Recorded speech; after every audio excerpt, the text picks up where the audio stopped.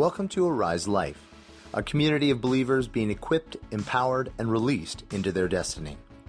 For more information, go to ariselife.org or follow us on Facebook, Twitter, or Instagram. Well, I'll say one answer to exhaustion is what we just did, is when we cast all of our crowns. Who here, like you dreamed as a kid of being in charge? Someday, I'll be the one in charge. Then you're like, can I give it back? Anybody know what I'm talking about? You know, like adulting is hard, right? There's this thing, but when we cast our crowns before him, because his yoke is easy and his burden is light, when we lay it down before him, that is one of the biggest answers. Another little side note, Dan and I were talking early this week about this whole thing of, when you're in charge. And I've discovered being in charge ain't all it's cracked up to be, is it? Because we weren't supposed to be. I'm only in charge of one thing, and it's my yes to Jesus. But then I'm a steward of his stuff. They're not my kids. It's not my spouse. It's not my family. It's not my job. It's not my business. It's not my stuff. If you want to give it back, that's how you do it. Jesus, these are yours. What do you want me to do with them? It's a freeing place. So if you're right now feeling that weight, maybe you would consider giving it back. Just saying. All right. Jesus, and no nudging. Can I return this? No. All right. Well, there's another area that in this whole thing of exhaustion that I'm kind of an expert on. I don't like to brag. But it's the area that created more exhaustion in me in my life than any other. And you guys are already on it. Kristen was already on it with fear. Who's my people? Anybody here like you're like a ninja at fear?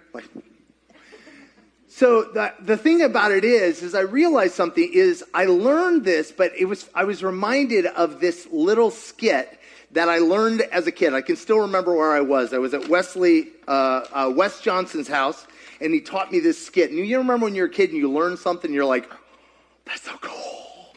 I'm going to do that everywhere. And so I learned this little skit. Let's see if I can do it. It works better if you have a bow tie, but I don't have a bow tie. All right. So it goes like this. This is supposed to be a mustache. This is a hair bow, and this is a bow tie, right? It goes... It is, you must pay the rent. I can't pay the rent. You must pay the rent. I can't pay the rent. You must pay the rent. I'll pay the rent. My hero. Right? And I just thought that was so cool, except for the fact I realized is I've lived my life in that. Why? Because every time, if you are a person who's lived in fear, what do? In every situation, you look for three people. You look for a victim. You look for a villain. And you look for a hero. And in every situation, you go, which one am I? Anybody know what I'm talking about? I'm the victim. Now, if I'm the victim... it shouldn't be too hard to find the villain, right? And I'm so helpless, I need a hero. Oh, we need another hero. No, we don't, right? The hero, right? But who here, you thought you were being the hero, and it turned out somebody thought you were the villain. Anybody been that? Isn't that fun? That's so much fun. I'm trying to help you. Right? Or, anybody here trying to help someone, you actually enabled them, right? Oh, that's so much fun, right? And the problem is one of the things we do, whenever you meet someone, you try to figure out who they are, right? And we have cartoons in our head. Do you know what I'm talking about?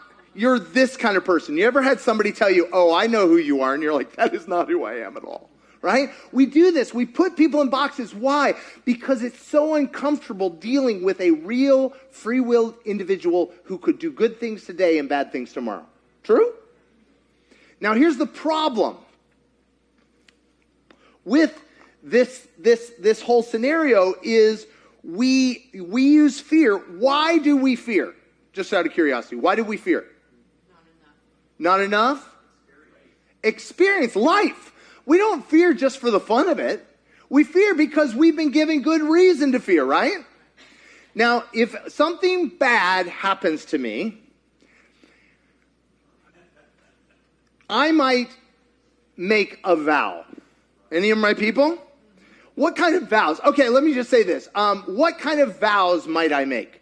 If, say, let's say, okay, I'll give you an example from my life. Was with a girl, she cheated on me. What vows might I make as a result of that pain? I'm not doing that again. What is that? Trust a girl? Date a girl? Well, we start out usually small. Girls like that, right? We'll have a category. But that over time, guess what happens? The category gets bigger and bigger. You know what I'm talking about? You know? And you're like, pretty soon it's like, women, all women. Well, that's a little tricky, isn't it? That's half the planet, right? Now, the problem happens is sometimes we go through traumas that are so severe, they're so severe that you make a radical judgment right then and there. Right? Anybody seen a dog?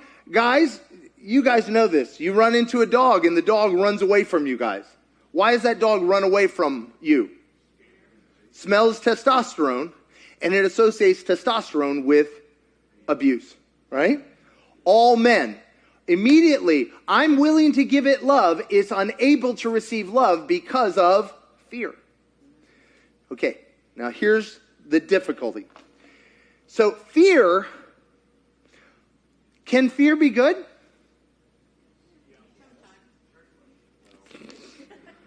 So let me say something here.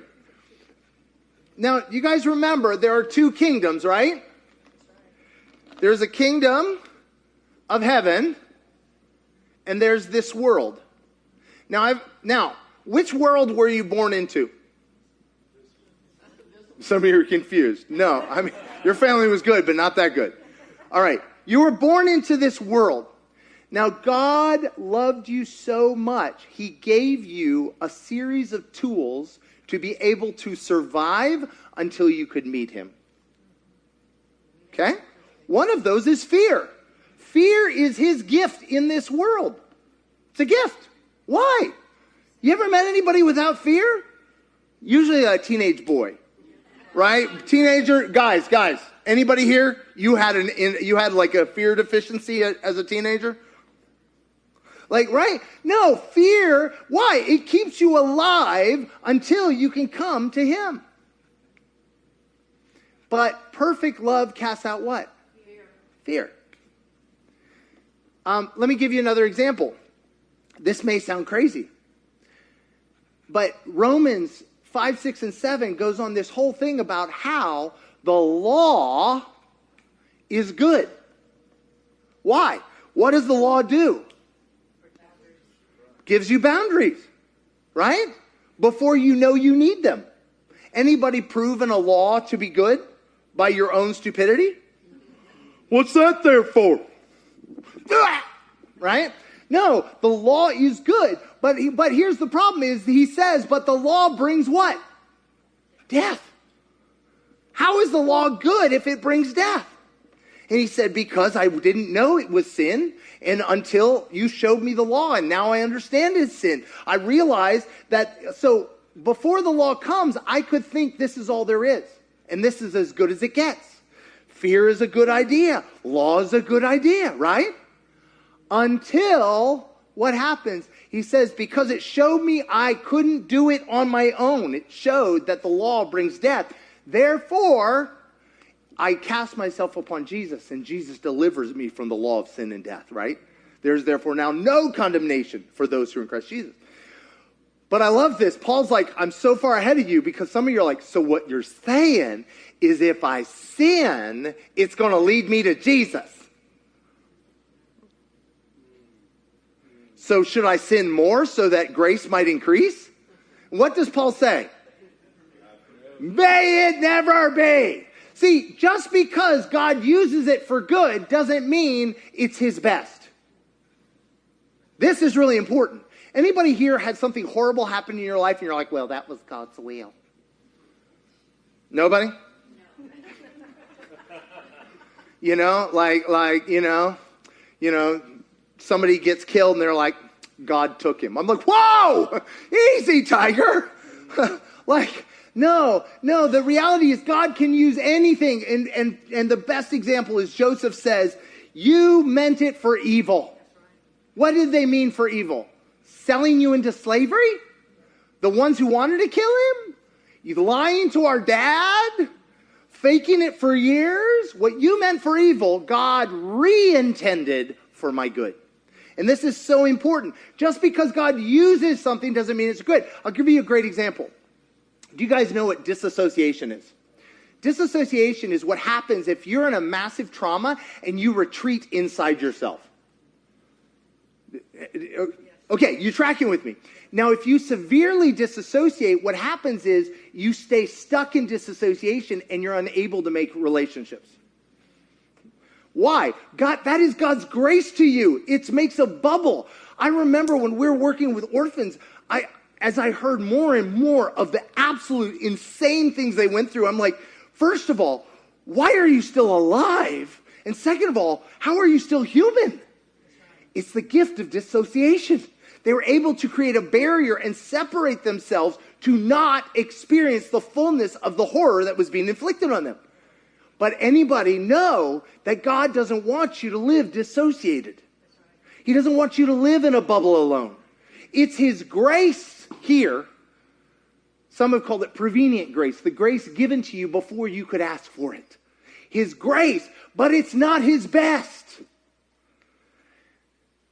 Fear can be helpful if it leads me to Jesus. I was leading prayer for Israel and for Palestine online, and one woman said, I have to worry. I mean, Jesus says, do not. Anybody here tried to argue with Jesus? Yeah, it's great. I've done it. I won. In my head. No, but the thing is that I have to worry. I'm a mother. And every time I worry, it just drives me to the feet of Jesus. Okay. Hitler can drive you to the feet of Jesus. Listen, God can use anything. He can win with a pair of shoes. It doesn't make it his best. Because perfect love casts out all fear. So, going back to this little triumvirate we have of hero, villain, and victim. When we listen to the news, when we hear a story, we're innately listening for that, aren't we? In fact, all of the internet is wired to show you a victim or show you a villain or show you a hero. Now, I have a question. Are you a hero? Are you a victim? Or are you a villain? Depends. Is it a Monday? Did I get good sleep? Have I had my coffee? Right? Here's the problem. This doesn't work for any of us because we are not these things. Who am I? I am who he says I am.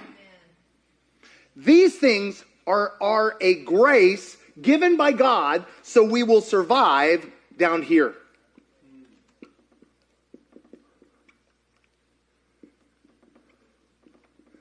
But here's the thing.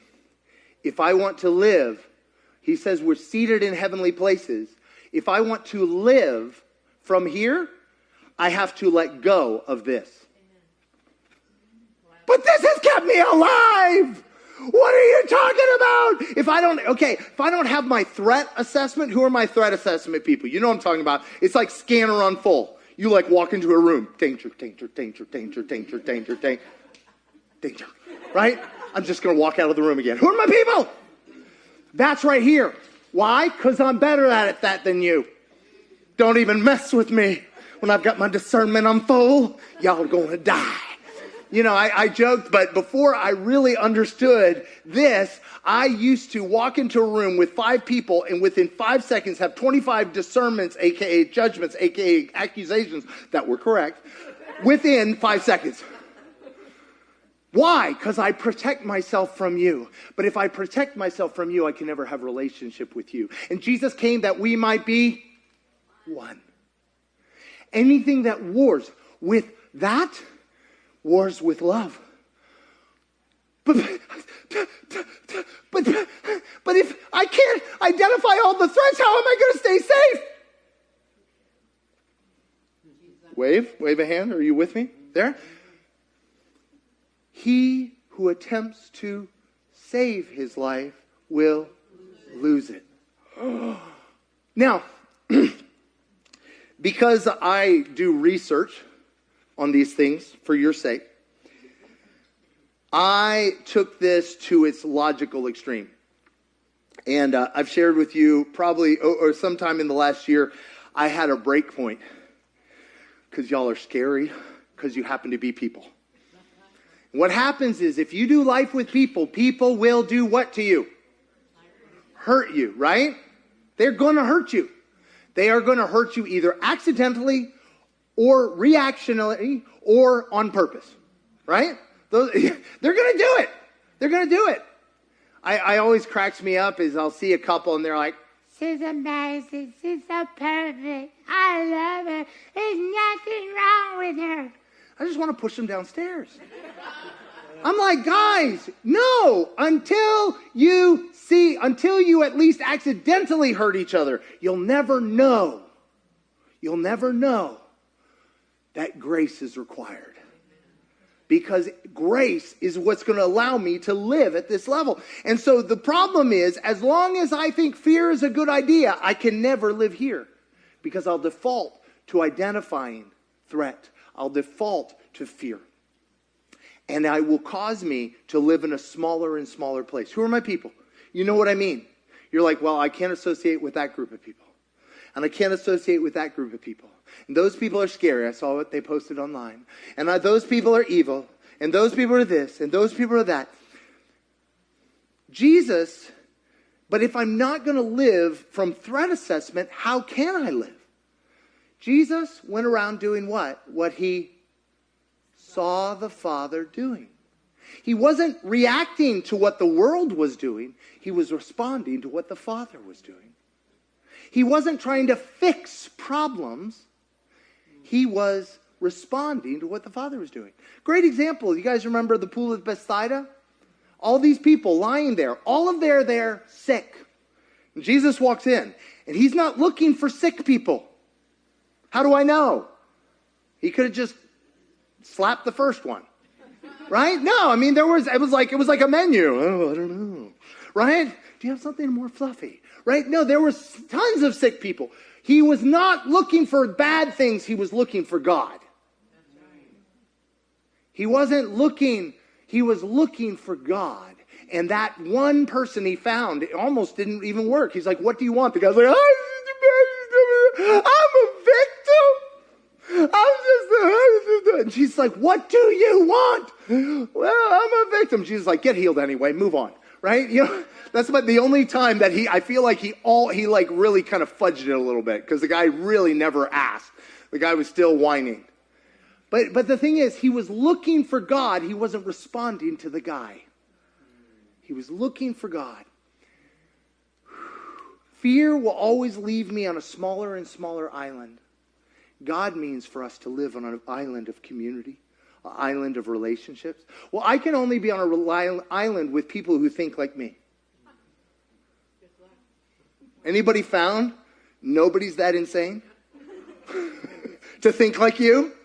Right? You're always going to find something to disagree about. And it's because they're wrong, but, whatever. But the reality is, if I'm going to live this life that he's called me in community, because the reality is the life that I've been called to live, I cannot live alone. I need other people. Who here's taking a break from people? You know what I'm talking about? So obviously you're back from your break because you're here. Why did you quit your break? Why did you come back from your break? It was lonely. Well, the great thing about it being on a break where you're like, I don't want any other people, there's nobody else to blame for your problems. Because whatever you're in is you. Anybody found you didn't like you all by yourself? But the reality is I need you. I need relationship with you, but I cannot do it if fear is what I'm using as my basis.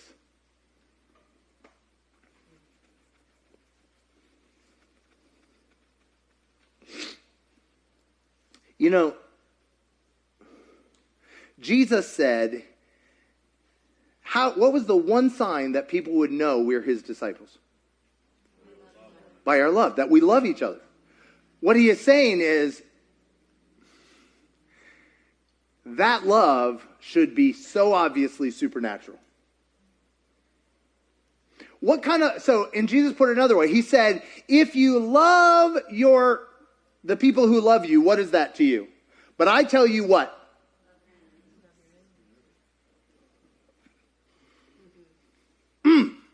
Jesus, you do understand my enemies are trying to kill me.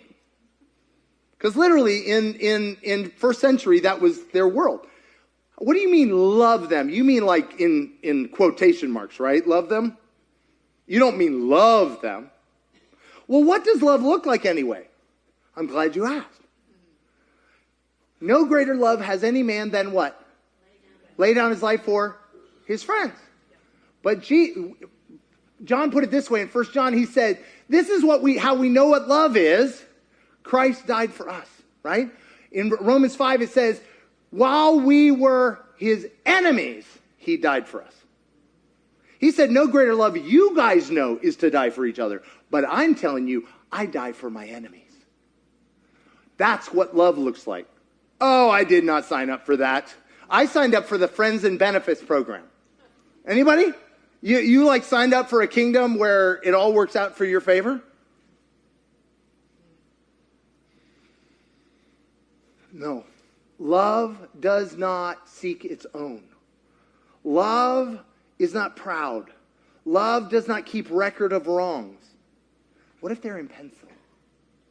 Love is so radically different than what we know. It's not, most of what we call love is just human sentiment. Anybody find that goes really fast? Love only begins when it gets hard. Love only begins when you don't want to. Because love goes straight opposite fear. Because what's fear? Fear is about self-protection. Fear is about there's not enough. Fear is about fear is about rationale and logic, right? Like you ever had a friend who has an irrational fear? But they have a rationale. It may be stupid, but they have a rationale, right? No, fear is always logical. There's a reason. Way back when something happened and I just don't go there anymore. But the reality is fear will always separate me from you. Fear will always be self-protection. Fear will well, if I don't protect me, who will? Psalms 91. Psalms 91. Let God arise and his enemies be scattered. God.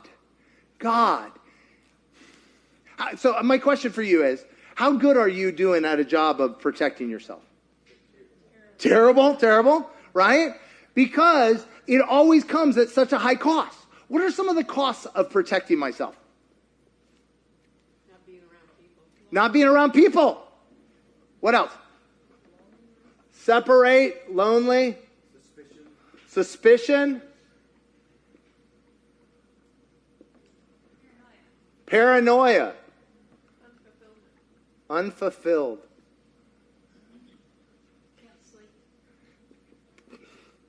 No sleep. Come on. Fear, self-defense, self-protection. I end up alone. And the most terrifying thing is, do you know that they've discovered that the one consistent key to happiness, this is in this world, is relationship. But the one thing that kills relationship is fear. Who here has the superpower of discerning the motives of people's hearts? Sweet, sweet. So Jeremiah tells us that the heart is deceitfully wicked. Who can know it? So we can't know our own heart. So what do you think our batting average will be on knowing the hearts of other people? Yeah, but I'm pretty good. I think you underestimate my skills. So one of the things that the enemy, who knows that your heart is a massive soup? Do you know what I'm talking about? So if I'm in a situation, what's in that soup? That soup could be, who here has had a situation where things start happening and you have fear, you have anger, you have rage, you have self-protection, you have self-pity, you have all these things going on, and yet there's this, you go, okay, Jesus, I'm going to trust you, and you step over the line. If somebody had been using their little supernatural scanner, they would not have seen you having that sliver of faith that steps over the line, would they? Anybody here? Do you know what I'm talking about? Who here, you look back in your life and some of the biggest decisions you made that ended up being God, you were still shocked that you made them? Yeah. Yeah, you're like, that was so fragile. I was like, you know, like I'm like got a dirty diaper and I'm wandering across the line. Don't you want other people to believe for you the way he believes for you? That can't happen as long as I stay in fear. Because I'm not going to believe what God says about you. I'm going to believe what the enemy tells me about you.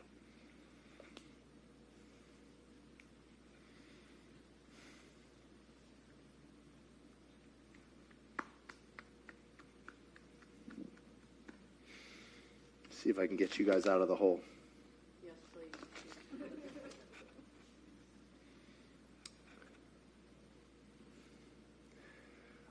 We were talking with our young adults on Tuesday, and the verse, John 14:15, really bothered me for years, depressed me. If you love me, obey my commands. Everybody know that one? Why would that depress me? Because you can't do it, right? Like, well, and in fact, like, you know, we're told, right? What do you say? Teach them to obey all that I've commanded you. And if you love me, you will obey my commands. And so this is how I understood that. The way I show you that I love you is I obey your commands. Okay, that's not how it's written. Maybe a better one, you'll find this in most of the translations. If you love me, you will obey what I command. So what precedes obedience?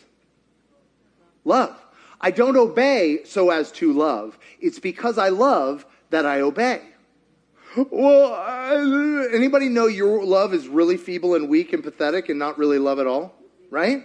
Because a lot of what we call love for God is human sentiment again. But what is love? God. It's not a trick question. People are always, no, it's not a trick question. Love is God. God is love. And this is how we know that. How do we know love? Because he loved us first. See, I only have love to give that he gives me.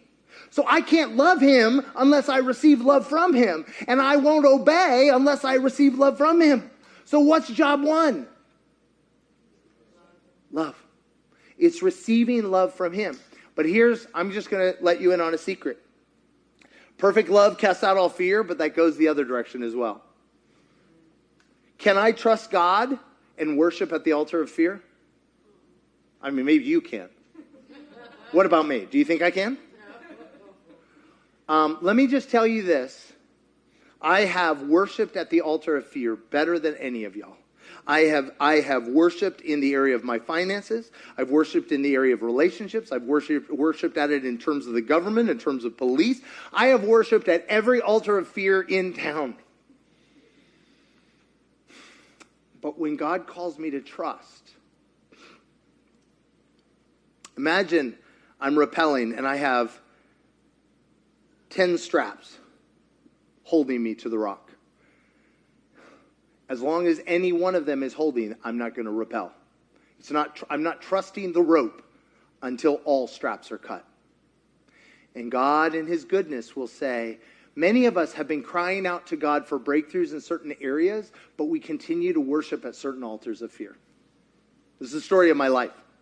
And in fact, God, because he hears our cry for the breakthrough in that area, he will actually allow the fear to ratchet to 11.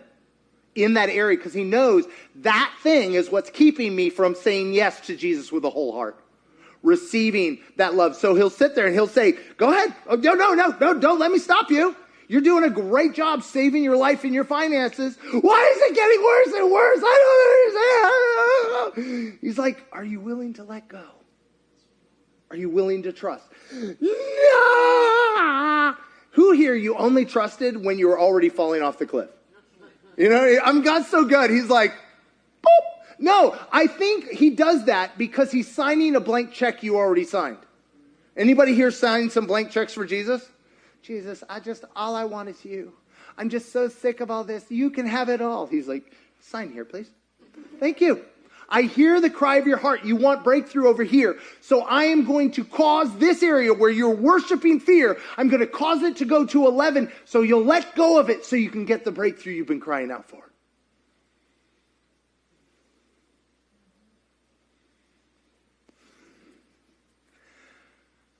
Over and over again, I've found myself in this place where I'm trying to do the mental math of how I can save my life and still have a life.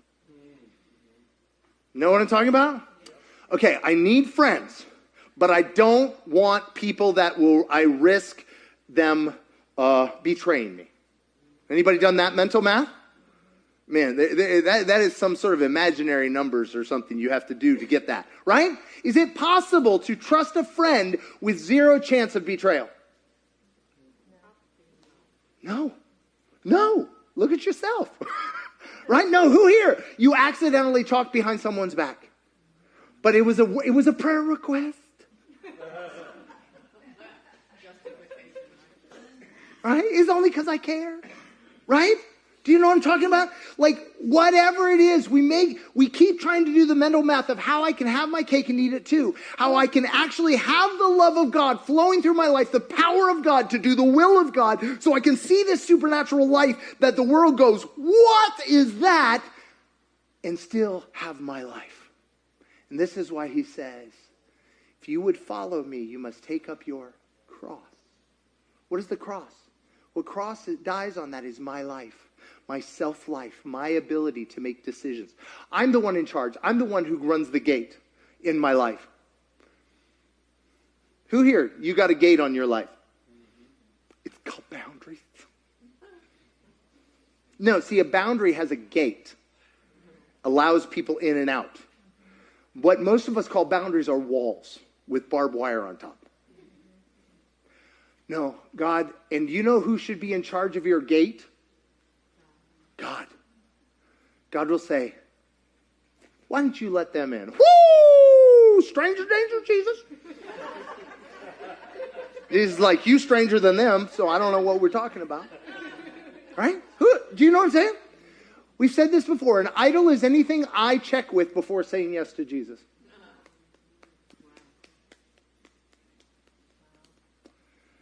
Many of us are crying out for a supernaturally amazing life. But we continue to cling to this level of fear. So here's my question for you. What's one altar of fear that he's putting his finger on this morning? 4. I've got 12, so but I'm just one. Just go for one. What's one altar of fear? Let me ask you this. What is the question that he's asking you? Can you trust me? Can you let go here? Can you surrender the fear that you're worshiping here?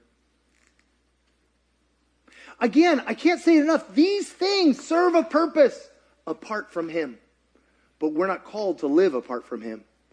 This is a law of diminishing returns. This is a law of heaven. Yes, I will tell you what, I can't tell you the number of my conversations with God started with me in fear. Anybody? Like, it's the number one reason I go to Jesus. But just because he uses it doesn't mean it's his good. I surrender it to come into the place of love. Let me say this. We have an altar of fear, and we have an area where we've been crying out to God for breakthrough. I would double dog dare you to ask God if there's a connection between those two.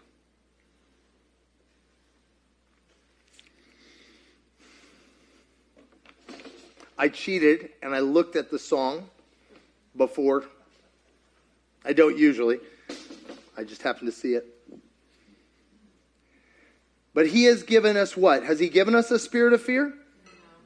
Sound mind. Power to do the will of God.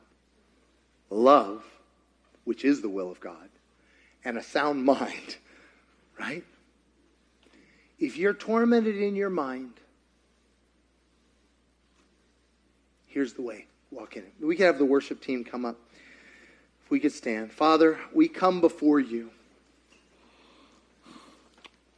so aware of our inability to love. So aware of the fact that we are stuck in hero, villain, and victim cycles. So aware of the ways we've attempted to save our lives and protect ourselves and to limit access. And it's not working. But God, not our will, but yours be done. You said, seek first the kingdom and your righteousness, the right relationship with you, and all these things would be added unto us. So today we come before you and we lay down, we stand before this altar of fear. We say, God, can we trust you to destroy this altar of fear and say, I will not be a slave to fear anymore. I surrender this and I ask you, God, what do you want me to know about this area? And I'm going to live from what you say, not what it says. Let's worship. For more information, go to ariselife.org or follow us on Facebook, Twitter, or Instagram.